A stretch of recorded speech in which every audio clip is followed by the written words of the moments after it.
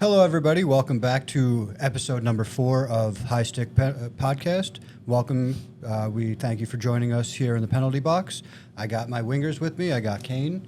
I got my buddy over here, Rich. And we have a couple things to talk to you about going forward. That was fucked up. Nah, whatever. It sounded good. It did until I...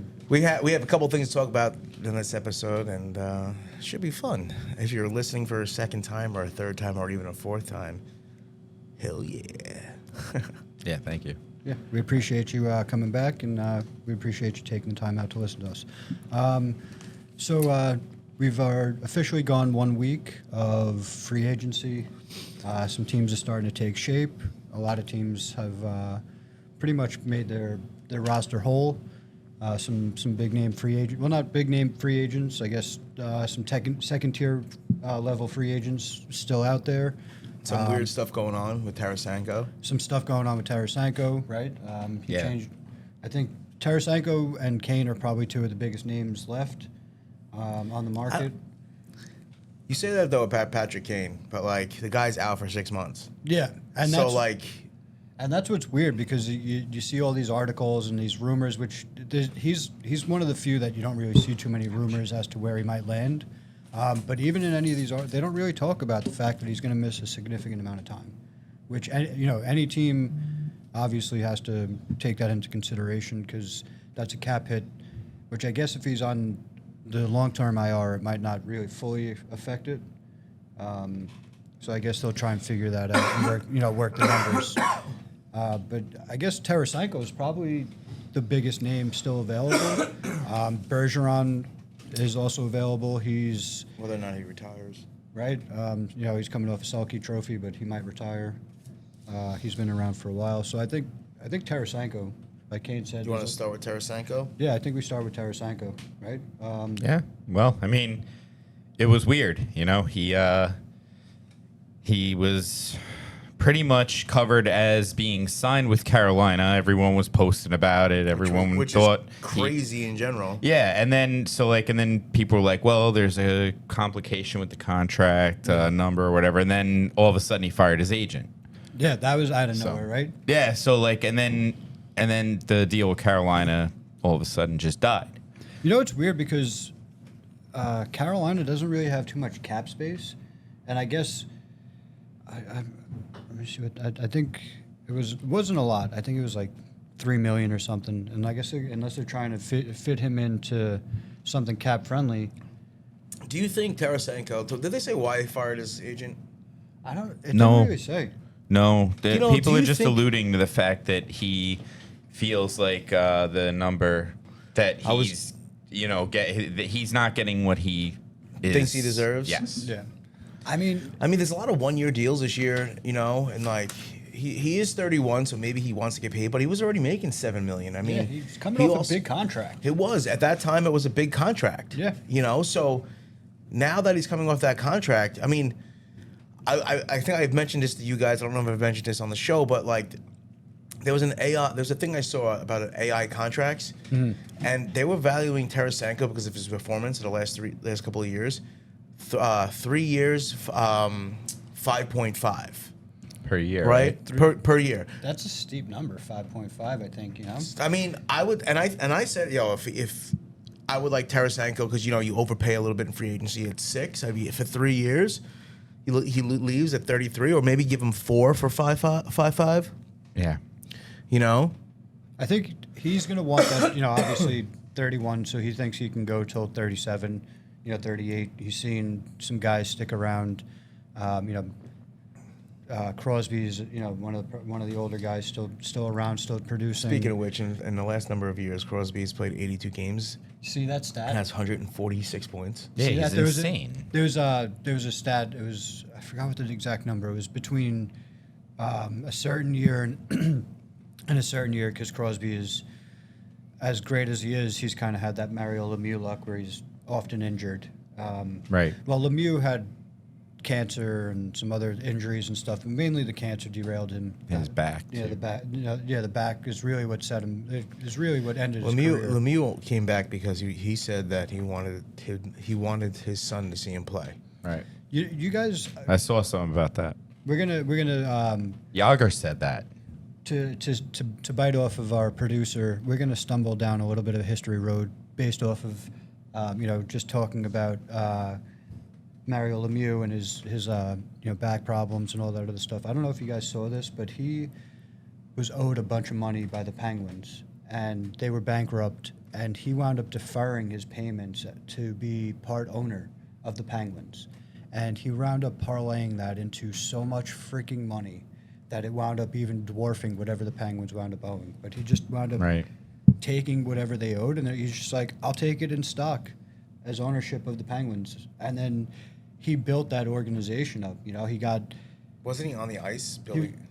he was on the ice playing as player owner, and then they got the draft, and I think that's kind of sort of where that whole draft lottery conspiracy started, because the Penguins were able to wind up with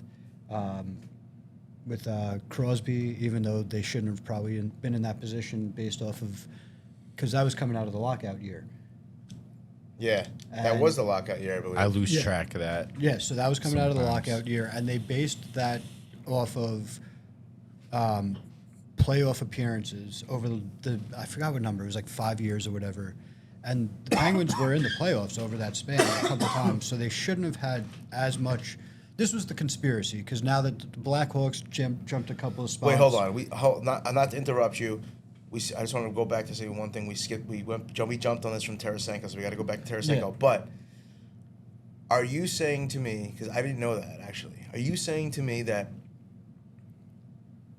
the year of Crosby, the lockout in the draft, and they did it off of who was in the playoffs the last number of years? It was Is that a fact that you know? that was I'm like 80-something% like Can we that. get a stat check on that? I'll check it. While you look that up, let's go back to Tarasenko real quick. Yeah. If So- you guys want to go back to Yeah. Tarasenko. So you brought it up, Rich, about the fact of like the money thing, right? Yeah. But like it's like I feel like, yo, what do you think you're gonna get? Like, Right. And that's You the know? whole thing. If he was making $7 million, it's hard as an individual to feel like you should take a pay cut. You Yeah. know what I mean? So that's the first thing. But like we know he's gonna have to take one if he wants to play right? in the league. I mean, who knows? Some players just he's made his money. Maybe Well, that's he'll go why back home. Yeah, I don't know. Wasn't his agent that he fired Pat Brisson? I don't keep track of agents. I don't even know. But I'm actually gonna Jason look up. Zucker's agent. It's All-Star, whoever that is. How about Alex Killorn's agent? Who's that? 6.25 million a year for Alex Killorn. Yeah, that's That agent deserves like the highest award for agents for pulling that off. So Tarasenko, his I'm just gonna look at his numbers real quick. You tell me, if he deserves it, right? He had 18 goals in total last year. Yeah, see? This is Yeah. I was 100% right. So teams were weighted based off of playoff appearances in the last 3 completed seasons: 21, 22, 22, 23, 20, 03, 04.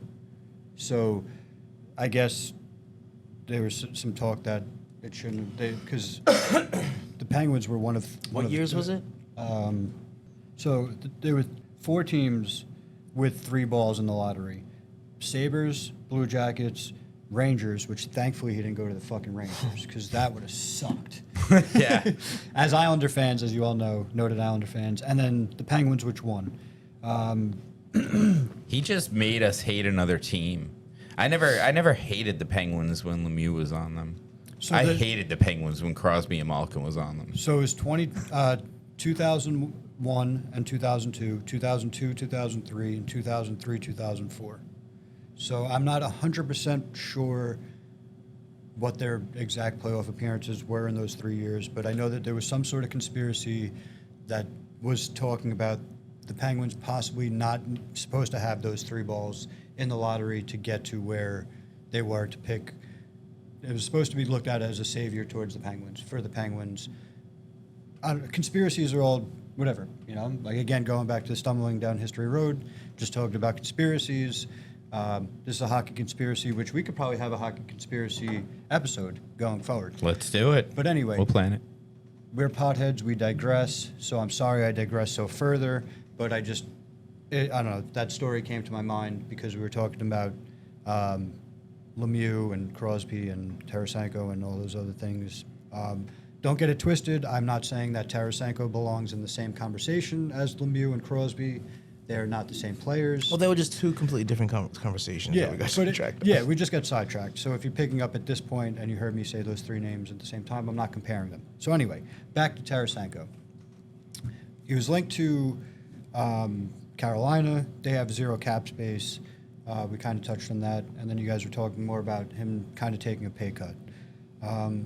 He's also linked. He's been linked to the Ottawa. Sharks in Ottawa. Yeah, Ottawa looks like they're players. So I think his number, so his last contract was 8 years, 60 mil. Yeah. So he had a fat chunk of change, thrown at him by St. Louis. I think he's gonna probably end up with like a $4 million raise, like A short-term deal for like 4.4 or something. yeah. I think that's a solid, and then I he'll mean, have some I don't player know. He's 31 performances. years old. I think it He seems like a lot wants of to go for term, I'm sure, he wants to go for term. I think he's going to look for a term. So maybe they stretch it out. and money. And I don't know if there's really, if he's going to go for money, he's going to wind up on a team that might not have the best cup odds. He's going for both. That's why he's He'll not be- anywhere yet. He'll be on the Coyotes. Yeah. You know? Yeah. Exactly. So I guess the best remaining defenseman available is Dumba. Right. So I guess we can talk a little bit about him. I really haven't seen much on him, honestly. I haven't really seen much about his status. As of either. right now, actually. It seems like the Penguins were in on Carlson, and they don't really have the cap space to really go after him, and they might be looking at Dumba as a backup plan. So the Penguins were one of the few teams that I saw being thrown around. But other than that, yeah, it seems kind of quiet on that. So yeah, I mean, and I guess one of the other big names that just got waived. I guess not waived, but he got bought out, or I guess was he waived? Philip Zadina by the Red Wings. I forgot if he was waived. He was waived, and waived, right? there's a mutual agreement to terminate his contract. Yeah. So he's probably climbed up the leaderboard of some teams going to look at him. He'll get Yeah. a prove me deal. He won't get anything crazy. He Yeah. might be a risk for anybody, honestly. I mean, not He's a risk, still- but like a high, low risk, high reward. Yeah, I mean, and he's been around for a couple of years. He hasn't really proven. He's been in and out of the lineup with the Red Wings. I mean, maybe there's more smoke than fire with him. Maybe it's just the cupboard's getting a little bit bare with the free agencies, and teams are still trying to lock up some players. I think Carlson is probably the number one trade target. Any team looking to add. You don't think that's the Brinket? DeBrincat, yeah, I guess depending on what you're looking to add, I guess probably is how we should phrase it. I mean, I don't know. Who do you want to talk about first, the Brinket or I guess we'll go with DeBrincat because I think that's closer to the Islanders, and even though we still have to. We don't like to talk too much Islanders, but But who cares? We say it every time. Yeah. We're talking Islanders right So, now. all right, we're gonna talk Islanders. So I saw what you reached into the group chat. Yeah. And we have a group chat, and like we talk through it and stuff like that, like normal group chats. And Garrett sometimes sends us bathroom selfies. But Yeah. anyway, Sorry, so maybe as I'm a lot bigger when I'm hard than I'm soft. Oh, I wasn't talking about those. I was just talking about your normal day selfies. I was gonna say we can post those like a picture of you every week, each different one you do in the bathroom. Definitely, let's do it. Anyway, On this episode of Shooting High. so anyway, with the Brinket, he doesn't want to sign. Nah, he doesn't want. But it seems like every season, they're like, "We're gonna trade DeBrincat. We're gonna ship him." Well, he doesn't want- was. He was. Oh no, that was just from Chicago. Yeah, but he hasn't been happy. It seems like his whole career in Ottawa. So I mean, what's he had 30 goals or something last season. There was some talk. So what Kane was alluding to there was a rumor that DeBrincat was going to be traded to the Islanders for Pajot, sending Pajot and his shitty ass contract back to Carolina, back to Ottawa. And that package would include Wallstrom and second round pick next year. And Pajot, yeah. I think that's a steep price. Anything that gets Pajot's number off the books, that's always a good thing. I think Pajot's not bad though. Like, I know you hate him with a passion and you'll fight him. I mean, skipping that real quick, but he's not bad. He's good defensively. He's a good center. We just have a lot of those. I think the problem is he's making too much fucking money for a third line center who's just. I don't think so. He's a very positional player. You could put him anywhere, and he does a good job. He gives 100%. I know that Wheeler was just bought out, and it's a little bit different circumstance because of that. Who? Blake Wheeler. He's making $800,000. Would you? Yeah, but he's also old. Plus his buyout money. Plus his buyout money, but the Rangers are paying him $800,000. Right. So the Islanders could fucking, The Islanders have zero money, and they lock up their guys. Yeah, he wanted to go to the Rangers, everyone I'm else. just saying, guys that are making certain amount of money based off of what Pajot's making. I mean, I'm guessing We'll talk about Pajot later. I'm guessing Wheeler probably doesn't take only $800,000 if he's not getting the buyout money. No, of course not. But I guess he wanted, like you said, he wanted to play for the Rangers. But so It was a steal. It was a steal. 100%. That's going to be a steal for them. So yeah, but the latest on DeBrincat was that just a few hours ago was that Detroit were the front runners. Detroit, yeah. He sounds like a problem. It seems like he might be a little bit of a headache for the locker room, right? I mean, it's who knows? I mean, he goes out there and he still plays. Like I said, he put up goals this season. Yeah, he puts pucks on net. So I mean, he's. It's going to be because Ottawa's trying to get trying to rebuild. They just got a new owner. They're going to try and rebuild. They want to try and make some moves. So I mean, for them to lose a key piece is going to be tough for them. Right.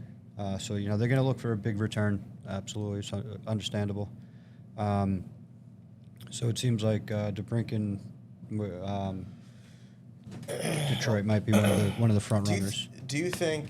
Well, that's the thing. Like, I'm interested.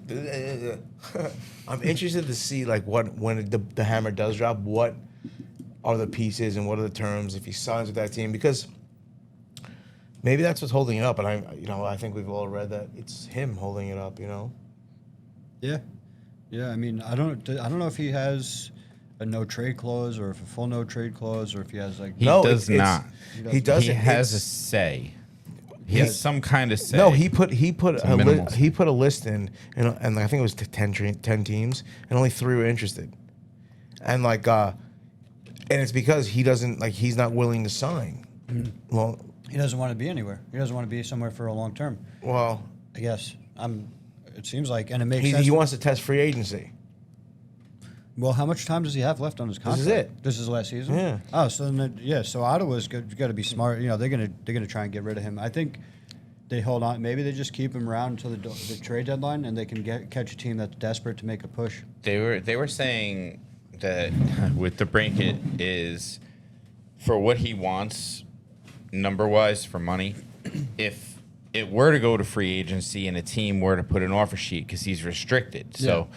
If a team were to put an offer sheet down for him, in the range that he's looking for almost a 40-goal scorer or whatever, then it's, they were saying it's going to cost 2 first-round picks, a second-round pick, and a third-round pick. Yeah. So, who in their right mind is going to offer that? Yeah, 100%. That's what it would offer. That's what it would be. And you figure with a trade, you're going to give up a player, or 2, Right.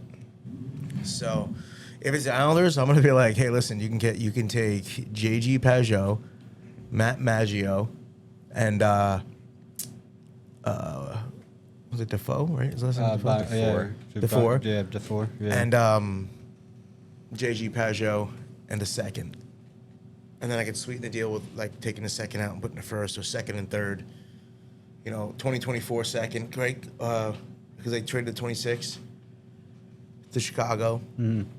and then and then 2025 third. Or take them both out in first, and see if that gets the deal done.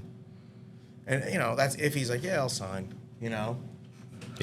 But the others don't have money, Right. Nobody So- really does. I mean, there's a few teams, but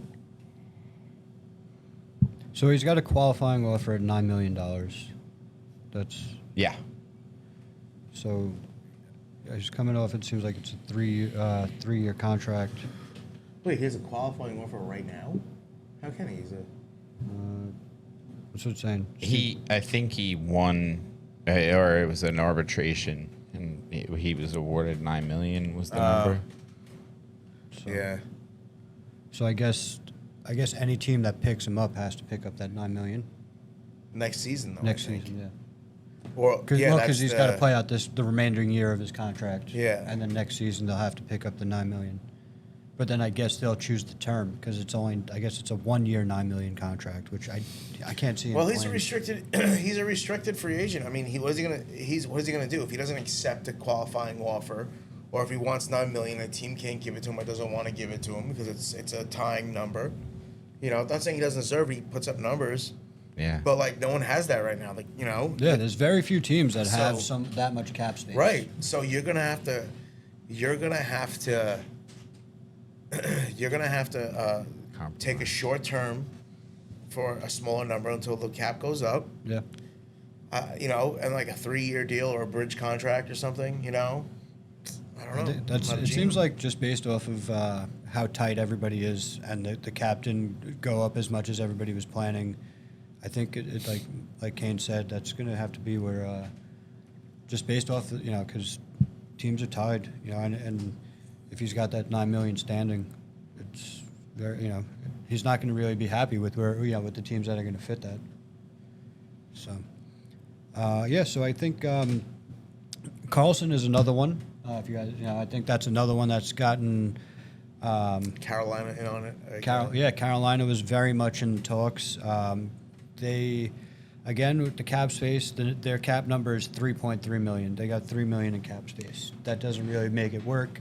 I believe Carlson is due to make 11.5 or 10.5 or something like that. Yeah, Something ridiculous. It's something crazy. I mean, he just won a fucking trophy, so I guess, you put that in the back pocket. It's still, he's going to get older and older, and he's not going to win a trophy every fucking season. The thing here is, again, his cap is a big thing. So under the rule, San Jose can eat 50% of his contract. So I think it's 11.5 million hit. So that would be.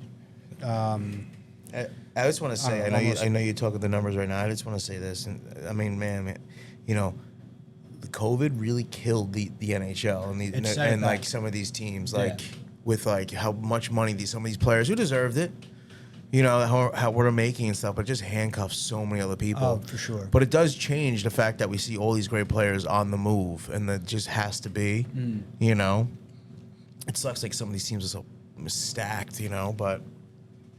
Yeah, but a lot of these teams, like they're doing, like the Devils, they drafted well for a while, and now they're adding their pieces. They have money too.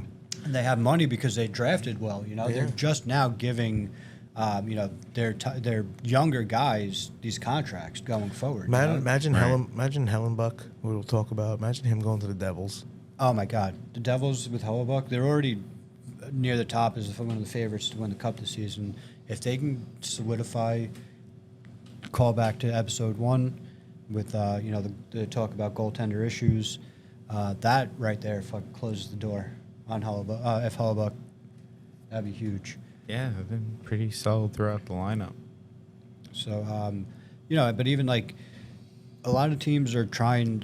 Buffalo, they're doing what they can with the team. They're drafting very well. They keep drafting very well. They looks like they hit another freaking home run with the draft pick this year, and they're adding some guys. They're keeping their guys around.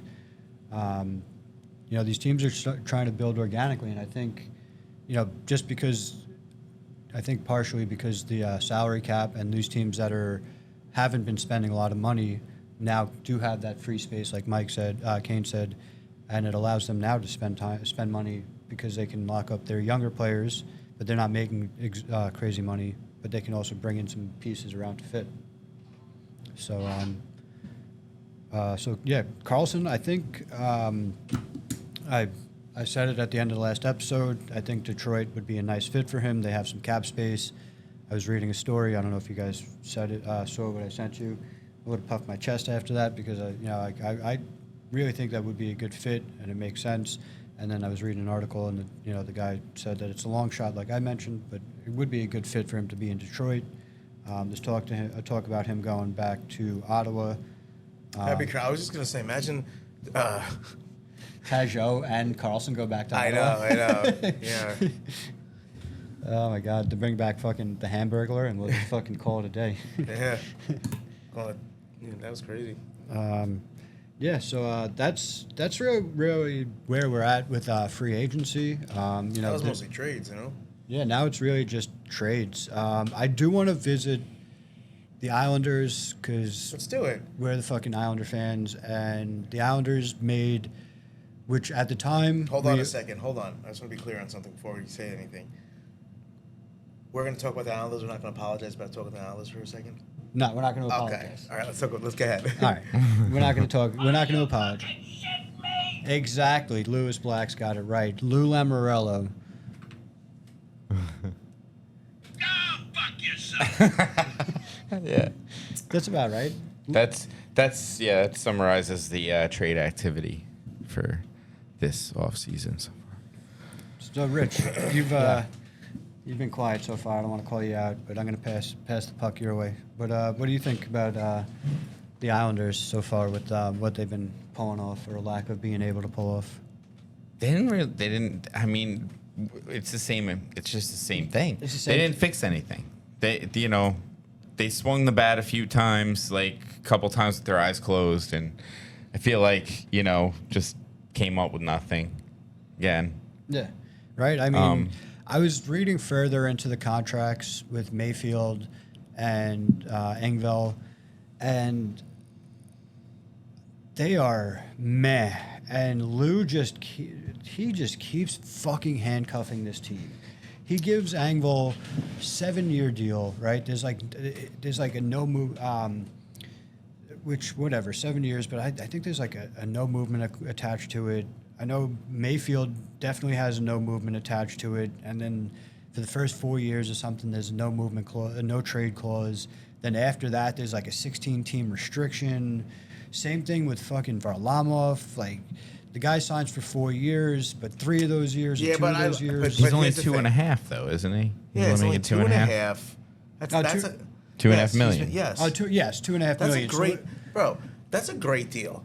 And plus, you're the we'll get to that in a second. But the other goalie wanted him around because he likes him. Yeah, and I'm sure that's part of the reason why he's stuck around, because Varlamov and Sorokin, they're both Russians. They both have that that same background, playing coming up.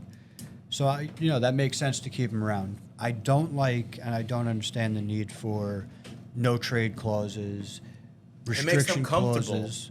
Yeah, but I mean, are you trying to make players comfortable, or are you trying to get your fucking team to be better? Like, I get you want teams to be comfortable, but you just signed him to 4 years. So is he not comfortable? Because even if he fucking gets bought out, he's getting his money. Even if he retires, he still gets his but it's only going to be for a year, and then when you buy him out or you send him down through waivers, it's $2.2 million, and you get 1.5 back. Yeah. If you need be, and he's a goaltender. Yeah, I mean, I don't hate that move as much as the Mayfield 7 years with the no movement clause for 4 years, and but it's up front 4 years. Yeah, but I mean, still, like, I don't know, like The cap hit's friendly though. It's so friendly. What is it? How much is it, Rich? It was like 3 or less. Right. So I'm saying, like, not like after 4 years, he slows down for sure. But he's but like. I get why he's doing it and stuff like that, because it's good for the players around the league to see that. But, like, come on already. We need, like, I mean, They needed goal scoring, and They instead need to address the issues. You can't just keep going on hope and a prayer sometimes. And like, listen, I love some of the. I'm biased because I'm an Islander fan, you know. But I love a lot of these players in the Islanders. Like, the biggest piece for the Islanders to trade to get any value of anything would be Pajot. And like, I know you hate Pajot, but he's a good hockey player. I mean, he's not going to score you a bunch of goals like he did in Ottawa. But that would, like you always say, that was because someone needed to score the goals. You're right. he's a solid depth player. He's a solid two-way player. Yeah. He can make things happen. He'll get you that, like, he's streaky, but that's the problem though. Every player now is streaky, but he's good offensively. In you know, like fantasy, if I had to choose between Pajot and Zizekas, I go Zizekas because Zizekas is I just think he gives it his all. You know, I really do. You know, I think Zizekas could play center on the third line, and I really do. I think he has. He's shown some skill. There was what was it, 2 seasons ago, 3 seasons ago, he had 20-something goals. Yeah. So he can score goals. I mean, not that. Look, I don't want to say he's not a fucking goal scorer, but he has. He has some moments. He has some moments. Every Seen some hockey really good player moments. has their moments. Yeah, that's why they're. I always say like, the number fucking 12 guy on any team is better than the number 1 guy that's skating on almost any fucking rink around here. But it's just that's another story. But yeah, so I guess that's our little rant about the Islanders. They brought in 3 fucking duds. The problem we have I like with the other trade. it's The other just a signing. little too Which much one? uncertainty with a lack of real like punch in any of it. Like Yeah. Engvall Engvall has like the ability to be something more than he is. Yeah. And at $3 million a year, it's a pretty good that's risk. not gonna hurt but you. they're all risks, and when you put them all together, you look at. He just doesn't have cap space, and he That's made these the moves problem. because he had to. He's trying to put a team together. But do you think let's face it. I mean, he put himself in cap hell. Oh, yeah. He put himself in cap hell because No, he gave he out did it. these crazy contracts. Like, I get it. When the Islanders traded for Pajot, he was one of the bigger names on the market, and the fucking analysts went nuts. I didn't really think anything of it. Like, I still am not so like whatever. Lou said he's a good player. I can't whistle through my teeth. Yeah, but you get it. with that freaking that Lou freaking lisp. That's not nice. Sorry to offend anybody. That's Listen, got a he was doing the best. He's gotten the guys. He's gotten a guy. He's gotten a pretty decent, solid guy. Every year, every season. But they were like Rich said, they were like hope and prayers. They weren't certainties. Like they were like, oh, let's try and get. He brought in Brassard, Coleman, and Coleman. No, Coleman. no, years ago. I'm saying He didn't bring in Komarov? Coleman. Are you talking Komarov, Komarov yeah, talking about? Komarov, yeah, Leo Komarov, and They're both ex-Leafs. Yeah, Easy yeah. to, Oh, easy you know what to we- mix up. You know what? I backtracking to we didn't mention Max Domi going back to the Leafs. We hate the fucking Leafs, but it is pretty fucking cool that everybody obviously knows Ty Domi, one of the fucking big names in Leafs lore. So it's pretty fucking cool for his son to go back and Yeah, sure. and you know what? As much as we hate the Leafs being Islander fans, not just because of the Tavares thing, just because they're a bunch of fucking whiny bitches up there. But the Tavares thing didn't help either. So with the Islanders, real quick though, Julian, you asked me what signing I liked. Yeah, Julian Gutierrez. Yeah, I like that player. Yeah, he's the one guy that might have some upside. Who's the other guy? Holmanen or whatever. I don't know. Yeah, I exactly. have no idea. What the heck is Carson Coleman. Carson Coleman. Kuhlman. And Carson. Brian Pinho. yeah. I don't know They're that 1 guy. year, 2-way deals. Not Not gonna gonna matter. work here, is it? Not gonna be working here anymore. But Oh, yeah. the other signing that we didn't address in the Islanders guy, talking about the Islanders, is the 8-year deal that Ilya Sorokin Yes. Yeah. Sorokin is a stud, and talking about trophies, he's gonna win a trophy. He's gonna definitely win a fucking trophy before his time's up. He's got it. got. I hope that trophy. I hope you're talking about the Stanley Cup. Well, that trophy, he'll probably. I can see him winning a couple things. MVP. He's good. I mean, how long has that hasn't been done by a goal? You know? Yeah. Was it Pekka Rinne? Pekka was the Rinne. last one? Or no, not even. I don't even know who the last one. But Pekka Rinne was on the cover of an EA Sports game. So- Maybe that's the honor he achieved. So that was. no, that, I think that's the year that he might have won. Or was that the year that he took Nashville to the Cup? I don't know. I don't know. Either. Interesting choice. Cool jersey, though. Yeah. The cool jersey. The Sorokin thing. That was my biggest fear, because it's like, I think you said it. You're like, so when Sorokin leaves in a year because his contract's up and the team's not putting anybody in front of him to help him out, so the Islanders got to do something. The guy is in his prime. He's good, and like you get a couple of fucking studs. Yeah. That guy's gonna bail you out more than thinking. And he's only gonna get better. This was his second full season, right? Second As a season as, starter? I guess, technical starter, yeah. Because he split time. This was his first full season as a starter, actually. First full season Right? as starter, yeah. And like, listen, he had, his career high shutouts and his career high. He has 11 shutouts in his career so far. That's insane. Yeah. That's insane. Have you looked at his He has stats? 16 shutouts. He has 16. Yeah. Shesterkin has 11. Oh, okay, okay, that's okay. Yeah. So, but okay, that's even insane too. Yeah. Both really good goalies. And you know what's crazy? And Because the numbers are almost identical. Sorokin hasn't been around the NHL for that long, but he was Josh Bailey. he was in a similar situation when the Islanders drafted him. He was in the same situation as Matt Mitchkov. Yeah, the Flyers this season that the Flyers just picked. He had 3 years remaining on his contract. There was a lot of speculation he was never going to come.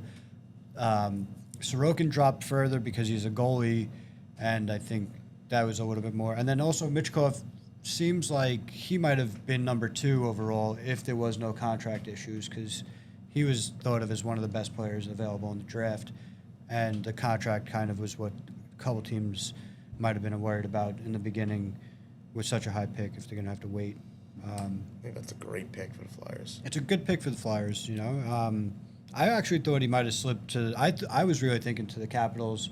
We're digressing because we're going back to the draft episode last week, but I thought he was going to slip to the Capitals because of that connection with Ovechkin, of course, but or even a little bit further just because of that 3 years. But he's such a dynamic player that I guess it won. What were we saying? Oh, about Sorokin and the Islanders. Yeah, so he fucking dominated in Russia. Yeah, he did. Yeah, It translated. And Shesterkin was his backup. yeah, that guy won championships over in Russia. He won did the- everything that you could do. Yeah, he over won there. the MVP over there in Russia for the playoff MVP. He's so like, I love Sorokin. He's fucking yeah. good, man, and like he's so fluent side to side. His vision is awesome. He's Now, quick. I don't know if you guys remember. Very humble, too. I don't know if you remember his first couple of games in the NHL. He was a little bit off. I remember watching those games with Kane, and I remember saying, like, he's got to get used to the angles. He's got to get used to the Yeah, smaller it's a ice smaller rink, rink. smaller Right. crease. And now he's adjusted, and he's fucking. He's everything they said he was.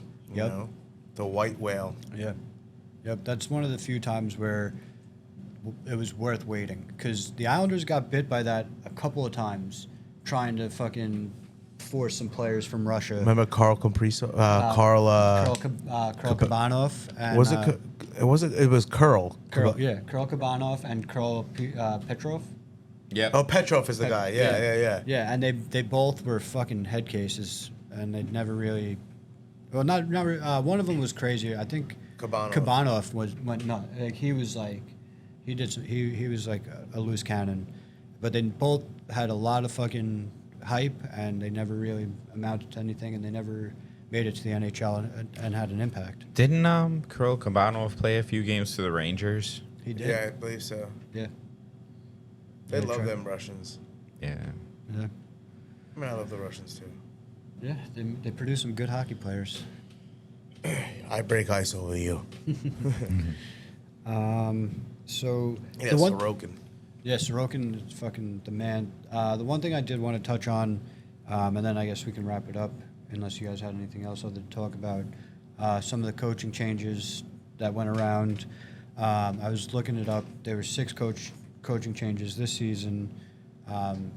Last season, I actually I didn't really realize this, but 10 coaching changes last season, and out of those 10, I believe it was 7 of those new coaches all took their team to the playoffs, which is pretty cool. So now there's 6 new coaches. Well, not new, but there's 6 coaches changing teams.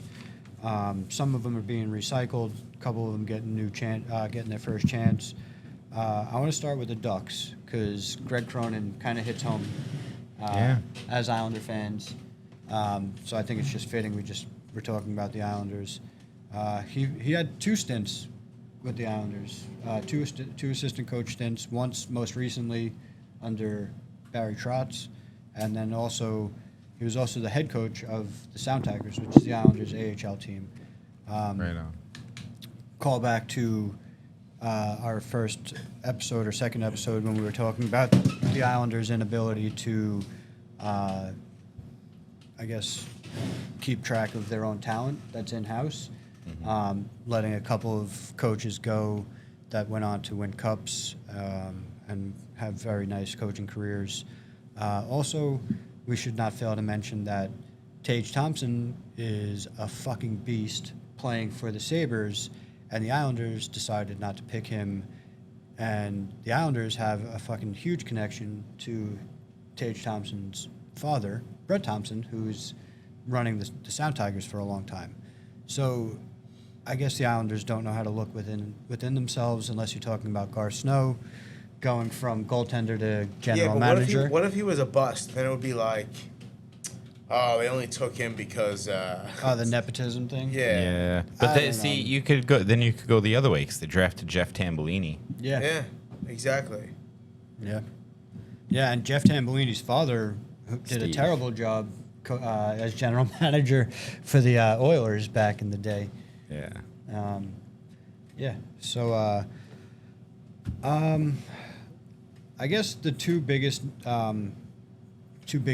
names that were, Laviolette gets fired by the Caps, and he's brought in by the Rangers. So they literally recycled. There's so many recycling coaches going on. Like, when is it gonna stop? Yeah. Let's see some new blood. So I guess the only real new blood is Cronin's new coach. He hasn't had a coaching job. He's been an assistant coach. Also, not to interrupt you, I'm sorry. Yeah. Because we were talking about the Islanders, I'm going to talk about Lane Lambert was new blood also. Lane Lambert, yeah, he was one of the coaches. Yeah. Everybody was talking about firing him after the season. It's like, he just took them to the playoffs as in the first year. Yeah, I don't think it was. It's not Lambert's fault that they didn't. I guess materialize to what everybody thought. 2 years in a row. Paul Bissonnette was saying, was it Biz was saying that the Islanders are going to win the cup, or was it Whitney? I think it was Whitney. Whitney, yeah. 2 years in a row, Whitney's riding the Islanders hot, and last year. From Spittin' Chicklets. Yeah, last season. We don't know him or anything. No, we don't know him. Yeah. Yeah, so. Wits. Yeah, so, one of the hosts of Spittin' Chicklets was on air talking about how the Islanders, when they started off this season, when they were tearing it up, he's like, the Islanders are back.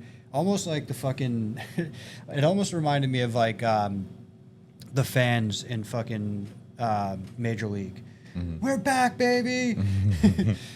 But yeah, so that's like, he's like, it sucks because I don't want to, but I agree with him. What?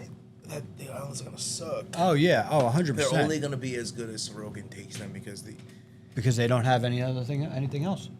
It sucks. And it's sad, but the trajectory of the Islanders when Lamoriello took over, and the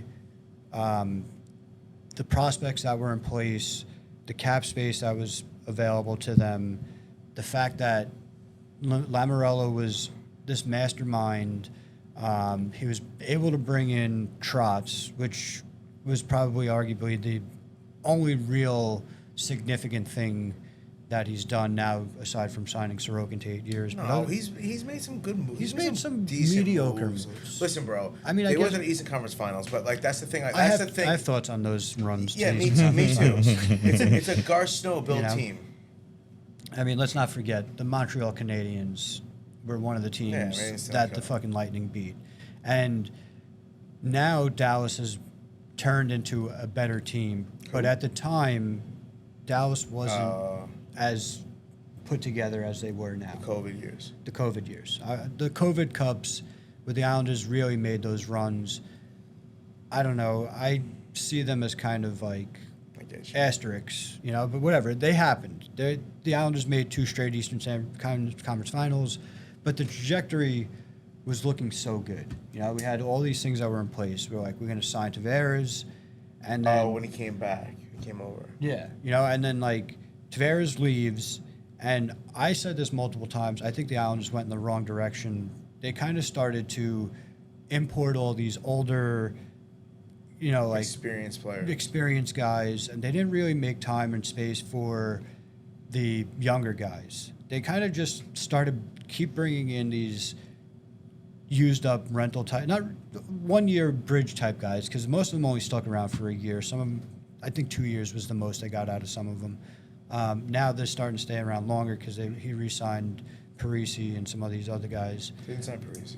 No, not yet. Not yet, but I'm sure he will. Didn't he sign him? Oh, he brought him over, and then he kept him around for a year or whatever. 2 Yeah, years. 2 years, yeah. Extended him, yeah. So, but you know, like, I was thinking that they were gonna start playing some of the younger kids that they had in the minors and start going from there and start building around, you know, Barzell and some of those guys, but add these pieces. They just started shipping out everybody for kind of like not much in return. Every time there was someone they needed for something, they would just use someone and ship them out. Yeah. Like, And they you know, didn't- whatever the top piece is or one of the top pieces. Yeah, you know, I mean, perfect example, Taves. You know, that guy is that'll haunt. That's a move that'll haunt. You know, we talked about Yeah. Verhaeghe haunting the Islanders. Taves is a haunter. Taves, even with a significant drop off from the season before, Yeah. he still had a 50-point season for a defenseman. That's well, you can ask for more than Yeah. more than that, really. It's a 40-point season is a good season for a defenseman. Typically. Again, what did he? Oh yeah, that was just to shred some cap. It was the shred cap because they were worried that during his next contract they wouldn't be able to afford him.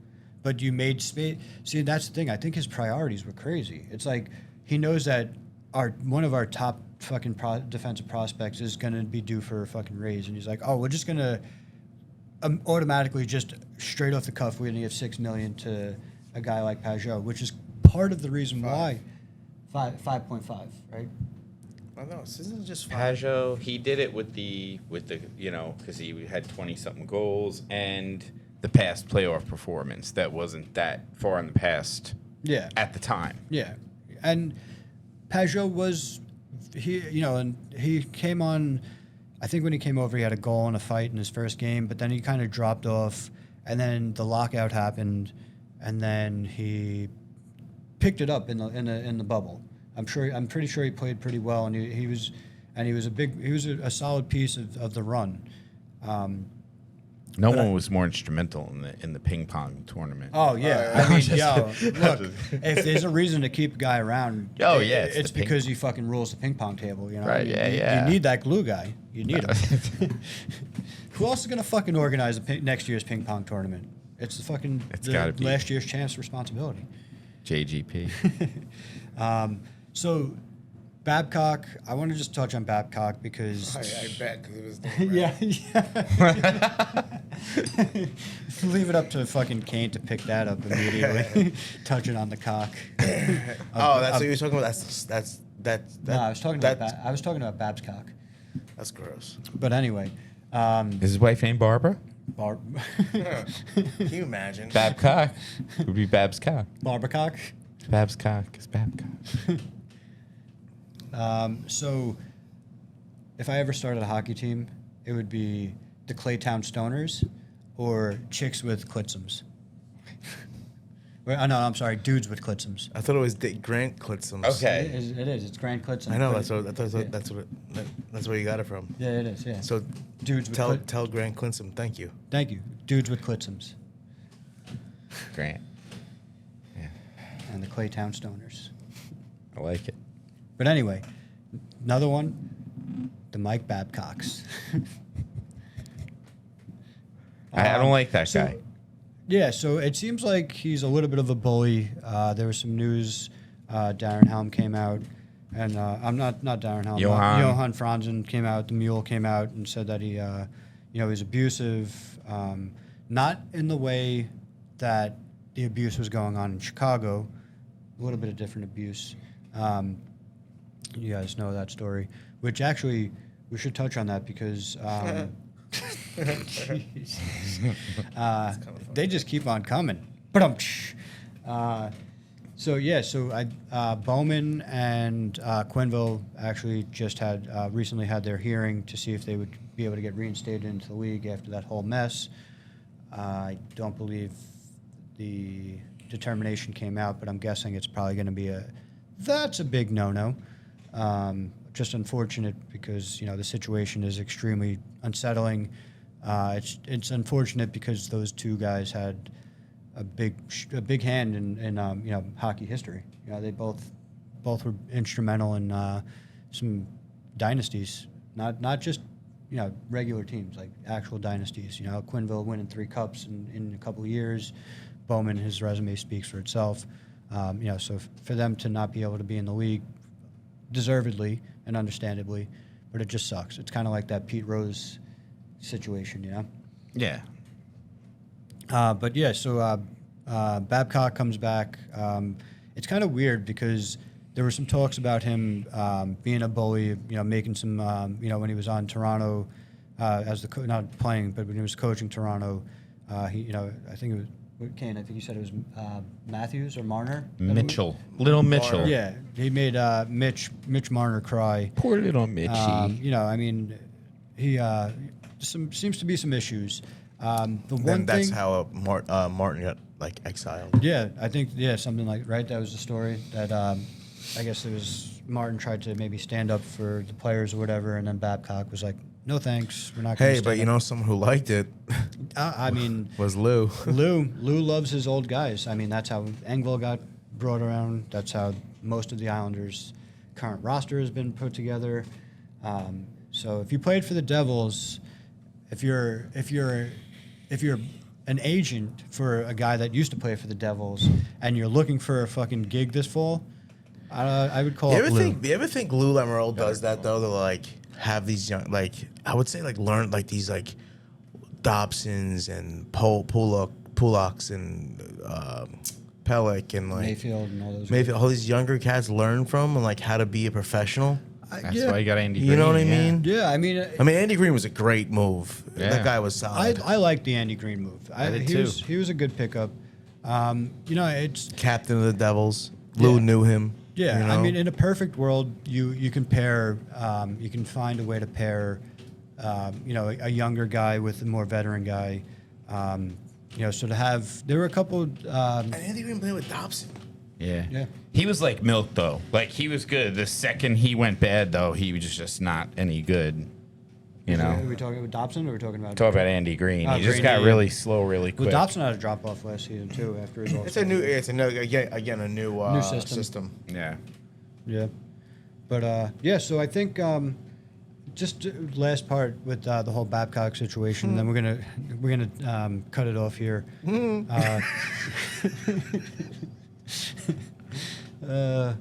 gonna break one off in Babcock. So I think it's kind of weird that Franzen comes out and he's calling him out and he's like, I don't want him in the league. I don't think he should be able to get back into the league.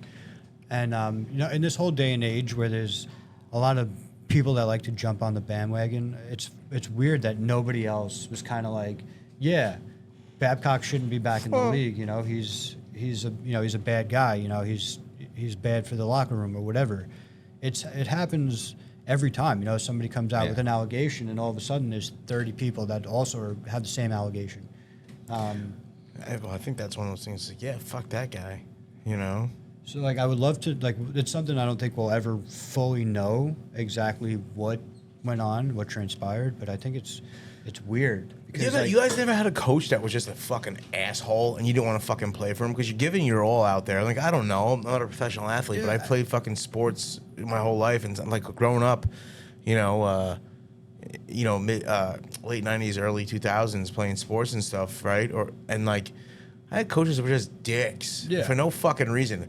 Oh, you when you shoot, you got to shoot this way. Yeah, thanks, dick. You didn't think I was trying when that guy was fucking checking the fuck out of me or smacking me in the leg and shit? Like, fuck, man. You think I'm thinking about 9. Yeah. Chill. You know, like as an adult, I'm like, you fucking idiot. You know, like shut the fuck up. Yeah. I watched my son play sports. Prez, what up? I watched my son play football and stuff, and like he had a good coach this season. But I watched this stuff, and like it's hard enough when you mess up. Like, imagine that as being as a fucking grown ass man, some asshole telling you like, yeah, thanks, asshole. Yeah, you know, I'm just saying, whatever. I No, could be 100%. completely wrong, but I can see that. You know, and it seems like this shift has changed where you have to be a little bit softer with these guys. Their mentality or their ego is a little bit more fragile. But it seems like Franzen's just a weird because. Like you said earlier, his nickname was the Mule. He was like a hard-nosed guy. He was always fucking good teammate, seemed like. So, like again, I'd love to see what actually was the fucking the heat between the two of them. That's like, because I don't know. I always heard that it was like, and then we can end it for real. But I always heard, it's like if it's one person that has a problem, he's just a complainer. If it's two people, it's a complainer and his friend. And if it's three people complaining, there might be some merit to it. So it's like, is there maybe, or is it just? I was pretty sure. Didn't Mike Commodore want to murder him? I was pretty sure Mike Commodore wanted a piece of him. Because there was also another prospect that came out.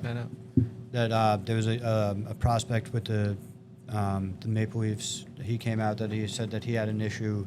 So there's some people, but it doesn't seem like it's enough traction to really make it not worthwhile for him to be brought back into the league. Martin had an issue with him.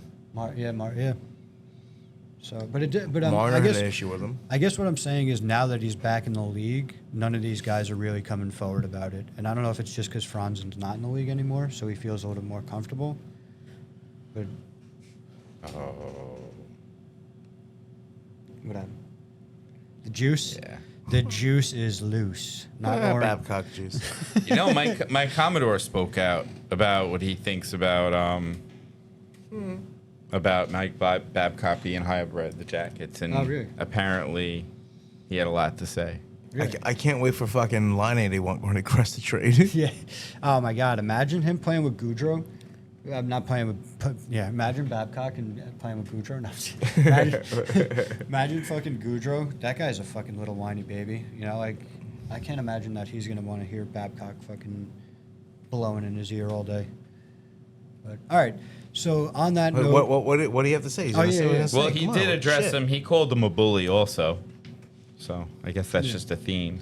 So I guess it's like is it a borderline between being a bully or is it on what side of the line is bully and what side is like that old school mentality, that old school coach, because that old school coach was the type that Mike explained that would yell at you, and like would try and push the best out of you by being harsh. Well, just to put it in perspective, this was the last thing Commodore said. With all due respect to my buddies that are in the Blue Jackets organization, I hope this Babcock experiment is a complete disaster on every single level.